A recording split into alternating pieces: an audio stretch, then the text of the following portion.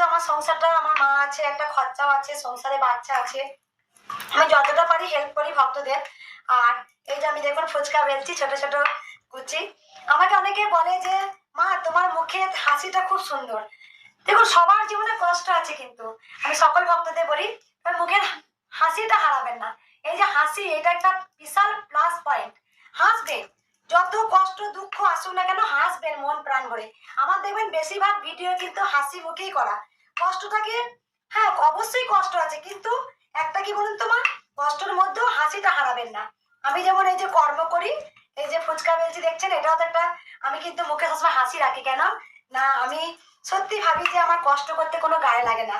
আমার কৃষ্ণকালী মা আছে, কৃষ্ণকালী মা সবার কাছে আছে। আর কৃষ্ণকালী মায়ের আমি নাম জপ করি আর এই কাজ করতেই থাকি। কৃষ্ণকালী মায়ের নাম জপ করি আর কাজ করতেই থাকি। এই